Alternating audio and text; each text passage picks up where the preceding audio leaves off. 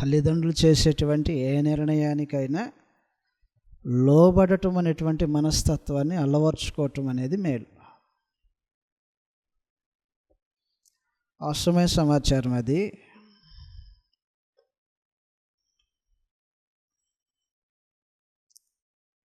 Abraham యొక్క వంశంలో ఈ స్వభావం ఉండేదంట. అబ్రహాం యొక్క వంశంలో ఈ స్వభావం ఉండేదంట.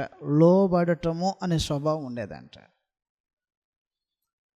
ఏం స్వభావం అంటే, వాళ్ళు ఎందుకు చెప్పారు అనే అంత వివేచన జ్ఞానం లేకపోయినా వాళ్ళు చెప్పారు కాబట్టి చేయాలి. సరే, వాళ్ళు అది మంచి ఉద్దేశంతో చెప్పారో లేకపోతే వాళ్ళకి సైతం తెలియనటువంటి ఉద్దేశంతో చెప్పారో, ఏదైనా ఏ ఉద్దేశంతోనైనా చెప్పనే, వాళ్ళు చెప్పారు కాబట్టి ఇది చెయ్యాలి అనేటువంటి లోబడేటువంటి ఒక మనస్తత్వము అబ్రహాం యొక్క వంశంలో ఉంది.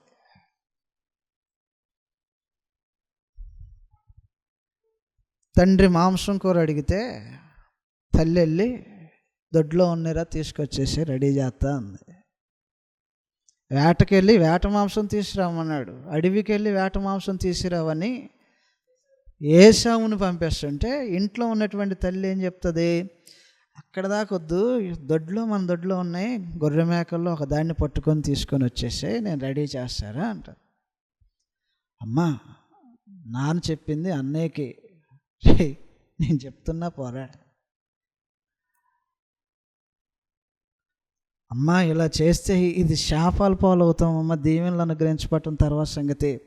ఆ దీవెనలు నా మీదకి వస్తాయి పోరా. ఏం చెప్తుంటే అది చేసేటువంటి మనస్తత్వం. ఆఖరికి వాళ్ళ మధ్యలో పగేర్పడి, ఇద్దరి మధ్యలో ద్వేషభావాలు పెరిగి పగేర్పడినప్పుడు, చంపేయాలనేటువంటి భావన కలిగినప్పుడు కూడా తల్లిదండ్రులు పిలిచి, రే నువ్వు ఎక్కడుంటాం క్షేమం కాదురా, మేనమామ ఇంటికి వెళ్ళిపో, తల్లి చెప్తుంది. 28వ అధ్యాయం మొదటి వచనంలో, ఆదికాండం 28వ అధ్యాయము మొదటి వచనంలో ఇలాగని రాయబడి ఉంటుంది. ఆదికాండం 28వ అధ్యాయం మొదటి వచనంలో తల్లి తండ్రి ఒక యవ్వన బిడ్డను పిలిచి, వివాహితుడు కానటువంటి ఒక యవ్వన బిడ్డను పిలిచి ఆ బిడ్డతో ఎలాగును మాట్లాడుతున్నారంట.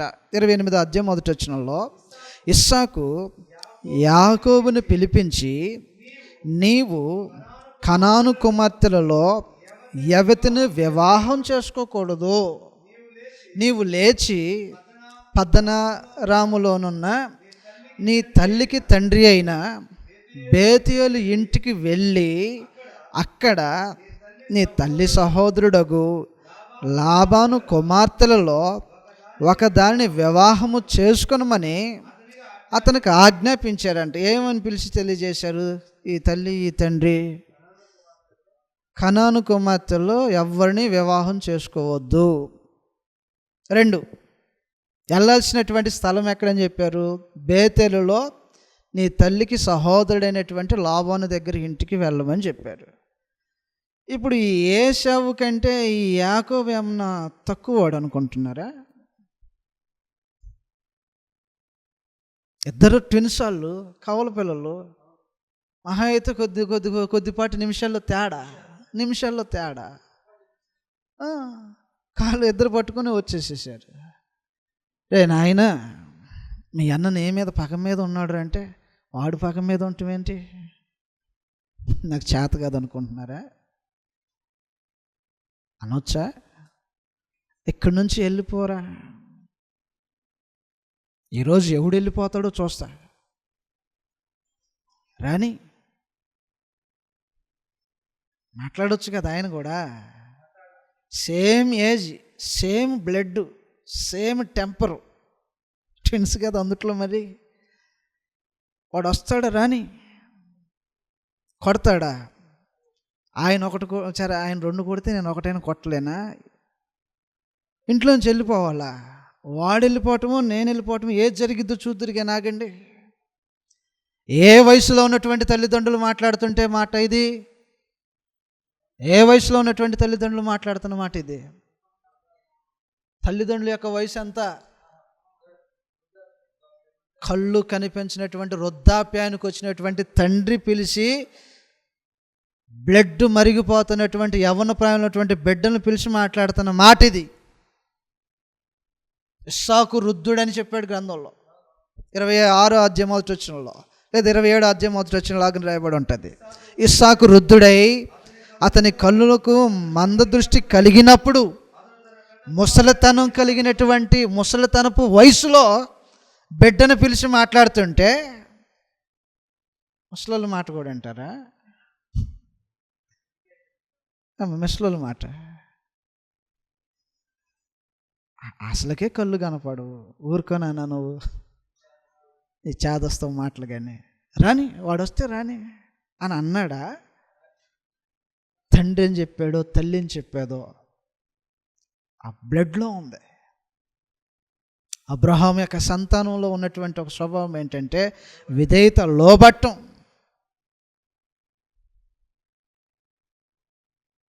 నిజంగా ఆ రోజున తాను వెళ్ళిపోబట్టే అతని జీవితానికి మేలు జరిగింది. మహోన్నతుడైనటువంటి దేవుడు నిబంధన స్థిరపరచుకుంటూ విస్తరింప చేసుకుంటూ కావలసిన సమయానికి మరలా తీసుకొచ్చాడు. అందువలన దయతో ఆలోచించేయండి. తల్లిదండ్రుల యొక్క మాటలకు లోబడేటువంటి మనసు కలిగి ఉంటే మీ భవిష్యత్తుకు మేలు చేస్తుంది. వాళ్ళు ఏ తీర్మానమైనా చేయనండి. మంచికి చెప్తుందో చెడుకు చెప్తుందో తల్లి ఈయన వింటున్నాడంట, స్వభావం అది. దొడ్డులో ఉన్న వెళ్ళరారా, వెళ్ళిపోతున్నాడు. ఇలాగ తీసుకెళ్తే శాపాలు వస్తాయా మన అమ్మ అంటే, ఆ శాపాలు ఏదో నా మీదకి వస్తాయిరా. ఒకవేళ అవసరమైతే ఇంటి నుంచి వెళ్ళిపోవాలిరా, వెళ్ళిపోతానికి ఇష్టపడుతున్నాడు. కాబట్టి తండ్రి తల్లి ఒకవేళ ఏ తీర్మానం అయితే చేస్తే ఆ తీర్మానానికి తలొగ్గేటటువంటి మైండ్ నిజంగా ఈ రోజున మన మధ్య ఉందా? యవ్వన బిడ్డలుగా సంఖ్యాకాండము 11వ అధ్యాయంలో తండ్రి చేసినటువంటి తీర్మానానికి శిరస్సు వంచినటువంటి ఒక మహనీయురాలు కనపడతా ఉంటుంది. తీర్మానం చేశాడంట తండ్రి. అమ్మా ఇది చేస్తే నీ భవిష్యత్తు బాగుంటుందమ్మా అనే తీర్మానం కాదు అది. ఆ తీర్మానాలు చెప్తేనే అసలు ఊరుకోనానా, కేవలం నీ సైడ్ నుంచి ఇక నువ్వే ఆలోచన చేస్తావు. ఇక ఎప్పుడు మమ్మల్ని ఎప్పుడు ఆలోచన చేసుకోవటానికి కానీ, లేకపోతే ఫలానాది మాకు ఈ ఈ ఈ అభిరుచిలో నేను చెప్పుకోవటానికి కానీ అసలు ఎప్పుడు ఛాన్స్ ఇవ్వ మాకు అని అంటున్నారు ఈ రోజుల్లో. పసిబిడ్డలు, యవ్వన బిడ్డలకి తెలియకపోతే తల్లిదండ్రులు ఏదన్నా ఒక తీర్మానం లేదంటే ఒక నిర్ణయం చేస్తే, మా నీ జీవితానికి సంబంధించి ఇది ఆలోచన చేశా, ఇది బాగుంటుందని నేను అనుకుంటున్నా, కాబట్టి ఎన్నో విధాలుగా నా మనసులో మదనపడి ఆఖరికి ఒక తీర్మానం నేను చేశానని చెప్తే వినని యవ్వన బిడ్డలు ఉన్నటువంటి ఈ కాలంలో చేసిన తీర్మానము ఎంత భయంకరమైనదో అది తెలిసినప్పటికీ కూడా నా తండ్రి చేసుకున్న తీర్మానం అని తలలొగ్గేటువంటి బిడ్డలు. న్యాయాధిపతుల గ్రంథం 11వ అధ్యాయంలో తండ్రి చేశాడంట ఒక తీర్మానం. దేవుడికి మొక్కుకున్నాడంట. ఆయన మొక్కుబడి దేవుడికి మొక్కుకున్నాడు. ఏమని మొక్కుకున్నాడు? అమ్మోనీలు అనేటువంటి శత్రు దేశం మీదకి తాను వెళ్ళటానికి ఇష్టపడ్డాడు. అయ్యా, అమ్మోనీలు నా చేతికి అప్పగిస్తే నేను గెలిచి మరలా నేను తిరిగి ఇంటికి వచ్చేటప్పుడు నా ఇంటిలో నుండి మొదటగా వచ్చేది ఏదో అది నీకు ప్రతిష్ఠించేస్తా, దహన బలిగా అర్పించేస్తా అని అన్నాడు. దేవుడికి తీర్మానం చేసుకున్నాడు. ఆయన అమ్మోనీల మీదకి వెళ్ళటానికి దేవుని యొక్క సహాయం కోరుకున్నాడు. దానికి ఒక కండిషన్ పెట్టుకున్నాడు. నిజంగా అమ్మోనీలు నా చేతికి అప్పగిస్తే, అనగా వారి మీద నేను గెలిచి వచ్చేలాగా నీ సహాయం నాకు చేస్తే నా ఇంటిలో నుండి మొదట బయటకు వచ్చేది ఏదో అది నీకు ప్రతిష్ఠించేస్తా, దహన బలి చేసేస్తాను. అమ్మోనీల మీదకి వెళ్ళాడు. యుద్ధానికి అమ్మోనీల మీదకి వెళ్ళాడు. అమ్మోనీల మీద గెలిచాడు. ఆర్భాటంతో ఇంటి దగ్గరకు వార్త వచ్చేసింది, యోప్తా గెలిచాడంట, అమ్మోనీల్ని జయించాడంట, మన వారు గెలిచి వస్తున్నారు, విజయోత్సాహంతో వస్తున్నారు. అనంగలోనే నిజంగా ఈ తండ్రి విజయాన్ని తన విజయంగా భావించగలిగినటువంటి ఈ బిడ్డ ఏం చేసిందంటే, అసలు అందరికంటే ముందు నేను వెళ్ళాలి.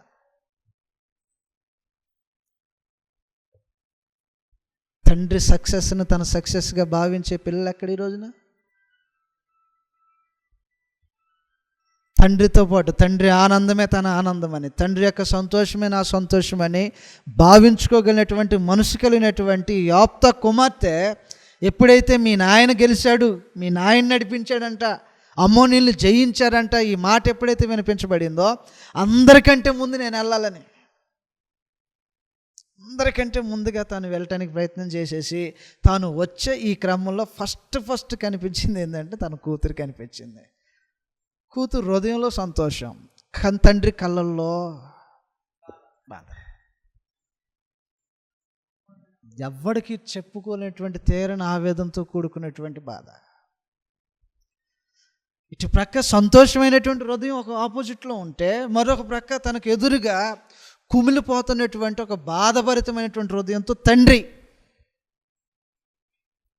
నీ క్షేమాన్ని కోరేవాడు ఎంత కుమిలిపోతాడో తెలుసా? బిడ్డలు, యవ్వన బిడ్డలు ఈ భావన కలిగి ఉంటే, నా క్షేమాన్ని కోరేటువంటి తండ్రి తల్లి అవసరమైతే వేదన చెందుతారు నా కోసం అనే బాధ కలిగితే వాళ్ళకు బాధ కలిగించరు. హృదయంలో వేదన. ఒక రోజున ప్రభువైన యేసుని గురించినటువంటి మాట ఎలాగుందంటే, నీ హృదయంలో కత్తి ఒకటి దూసుకుపోయిద్ది అన్నాడు కదా. ప్రభువైన యేసు గురించిన ప్రవచనం, ఆయన చనిపోయినప్పుడు ఆ కత్తి దోత ఎలాగుంటుందో తెలిసింది. కాబట్టి బిడ్డల మీద తల్లిదండ్రులకు ఎలాంటి భావన ఉంటుంది? వాళ్ళకి ఏమాత్రమైన ఇబ్బంది, నష్టము, కీడు అనుకుంటే వారి హృదయం తల్లడిల్లిపోతుంది. ఇటువైపు ఉన్నటువంటి ఆ బిడ్డ యొక్క హృదయంలో సంతోషం, ఇటువైపు ఉన్నటువంటి బిడ్డ తండ్రి యొక్క కళ్ళల్లో చెప్పుకోలేనటువంటి తీరని బాధ. తారసపడ్డారు, ఇద్దరు ఎదురైపోయారు. నాయనా అని తాను ఏదో చెప్పబోయే లోపల తానే మొదటగా మాట్లాడే, అమ్మా నాకు మామూలుగా వేదన తీసుకురాలేదమ్మా అన్నాడు. ఏనాయనా నేను ఎదురుకు వచ్చి నీకేమైనా బాధ చేశానా? దేన్ని బట్టి కలిగింది కృంగుబాటు? ఎప్పుడు కలిగిద్ది తల్లిదండ్రులకి? సహజంగా, అక్కడ సంగతి కాదు. తండ్రి తల్లి ఎప్పుడు కుమిలిపోతారు? తమ హృదయాలను బాధ గాయపరిచేలాగా బిడ్డలు ప్రవర్తించినప్పుడు తల్లిదండ్రుల యొక్క హృదయం గాయమైంది. కాబట్టి తను భావిస్తున్నాడు యోప్త, అమ్మ నన్ను బహుగా కృంగ చేసావమ్మా నన్ను. ఏ నాయనా నేను ఒక ఆయనకు మాట ఇచ్చేసేసాను అన్నాడు. ఏం మాట ఇచ్చావు? నా ఇంట్లో నుంచి ఏది మొదట వస్తుందో అది ఆయనకని చెప్పేసేసా. ఇచ్చేయి, అది నువ్వేనమ్మా. ఏం నాయనా మొత్తం నీ ఇష్టమేనా? ఒకవేళ ఇచ్చేవేమో, ఇప్పుడు కుదరదని చెప్పు. మార్చుకోవటం ఎంతసేపు? నేను వచ్చా ఇప్పుడు ఎదురుగా నీకు, ఇప్పుడు కుదరదని చెప్పు. లేదమ్మా నేను మాట ఇచ్చాను. యోప్త కుమార్తెను ఒప్పించడానికి ఇంకొక మాట మాట్లాడినట్టుగా కూడా గ్రంథంలో లేదు.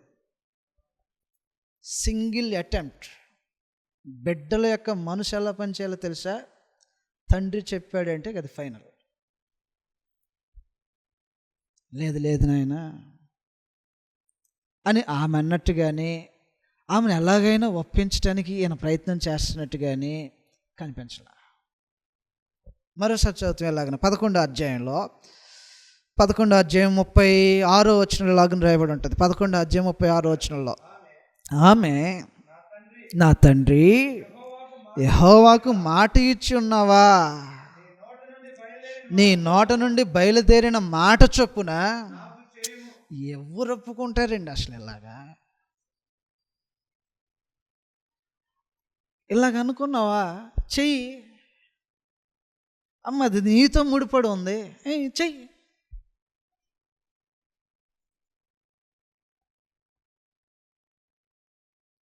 ఒకవేళ తండ్రి అనుకోవాలా, నా బిడ్డ ఒప్పుకునిద్దో లేదో. ఈ రోజున ఏ తండ్రికైనా వాళ్ళ బిడ్డను చూసినప్పుడు ఏమో, నేను ఇక్కడ మాట ఇచ్చొస్తే వాళ్ళు అక్కడికి వెళ్ళిన తర్వాత తిరగబడతారేమో, అవసరమైతే నన్ను వాళ్ళ దృష్టిలో ఒక చెడ్డోడుగా, నీచుడిగా, క్రూరుడుగా, మా నాన్న ఎప్పుడు ఇలాగే చేస్తాడు, మా జీవితాలు నాశనం చేయటానికే మమ్మల్ని కన్నాడు అని అనుకుంటాడేమో. యాప్తా ఆలోచన చేసి ఉండాలి, నిజంగా నా బిడ్డ ఏమంటుందో, ఆమె స్పందన ఎలాగుంటుందో, ఈ విషయాన్ని తనకు తెలియచేస్తే తన దగ్గర నుంచి వచ్చేటువంటి రెస్పాన్స్ ఎలాగ ఉంటుంది అనేటువంటి ఆలోచన యాఫ్తాకుండా ఉండాలి. కానీ అటు సైడ్ నుంచి మాత్రం అసలు మాత్రం రెండోసారి తండ్రి అడగటానికి అవకాశం ఇలా. అనుకున్నావా, నీ నోట నుండి బయలుదేరిన మాట చొప్పున చెయ్యి. చెప్పగలరా ఈ రోజున? చెప్పగలరా? చెప్తారా లేదా? ఆలోచన చేస్తామనే అంటారా? చెప్తారా లేదా? మొహమాటం కొద్దొద్దు. ఫైనల్ డెసిషన్ తండ్రిది ఫైనల్ డెసిషన్ అయి ఉంటే మొదటగా మీతో మాట్లాడే విషయమైనా చేస్తాడు. కానీ తాను ఒక నిర్ణయానికి వచ్చిన తర్వాత, అన్నిటినీ సమయోచితంగా ఆలోచన చేసిన తర్వాత, ఇది మీకు మేలు అని చెప్తే, నీకున్నటువంటి ఎంత ఒపీనియన్స్ అయినా ఉన్నాయి నీ జీవితానికి సంబంధించి, యాప్తా కుమార్తెకు ఉండవేంటి? ఆలోచనలు, అభిప్రాయాలు, ఉద్దేశాలు, జీవితాన్ని ఎలాగన సెట్ చేసుకోవాలో, ఎలాగన నేను ఎలా ప్లానింగ్ చేసుకున్నా నా జీవితం, నేను ఎలాగనుకున్నాను, మా నాయన వచ్చి సడన్గా ఎలాగన్నాడు అని అనలా. కాబట్టి మనకుండే ప్లానింగ్ మనకున్నా, అది ఏదైతే ఫైనల్ డెసిషన్ మాత్రం తండ్రిదే, పేరెంట్స్దే. అలాంటి పంతంలో మన జీవితాన్ని గడపగలిగితే ఆ భవిష్యత్తులు బాగుంటాయి.